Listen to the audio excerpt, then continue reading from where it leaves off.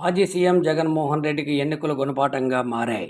నిత్యము నా ఎస్సీ, నా ఎస్టీ, నా బీసీ, నా మైనారిటీ అనుకునే ఆయనకు ఆ ప్రజలే ఓటుతో వెన్నుపోటు పొడిచి పక్కకు నెట్టేశారు. నాయకుడనే వారికి ప్రజలందరూ సమానమే. అలాంటప్పుడు అలాంటి వ్యాఖ్యలు పదే పదే చేయడం వల్ల మిగిలిన వర్గాల్లో తెలియని అసంతృప్తి చోటు చేసుకుంది. వాళ్ళేనా మనుషులు, మేం కాదా అన్న చర్చలు కూడా వచ్చాయి. జగన్మోహన్ రెడ్డి ఓటమిని ఇదొక కారణంగా చెప్పుకోవచ్చు.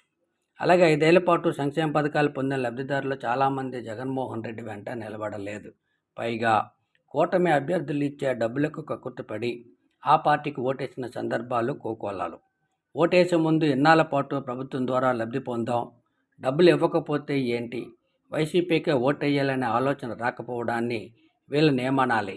ఎక్కడుంది న్యాయం? అయితే ఈ ఎన్నికల్లో అందరికీ అర్థమయ్యేది ఒకటే. 5 ఏళ్ల పాటు ప్రభుత్వం ద్వారా లబ్ధి పొందడం ఒక లెక్క, పోలింగ్ రోజు ఏ పార్టీ వాళ్ళు డబ్బులు ఇస్తారో ఆ పార్టీకి ఓటేయడం ఒక లెక్కగా భావిస్తున్నారని దానిపై క్లారిటీ వచ్చేసింది. ఇలాంటి ప్రజలను నమ్మాలో లేదో కొత్తగా వచ్చే ప్రభుత్వం ఆలోచన చేయాల్సిన అవసరం ఎంతైనా ఉంది.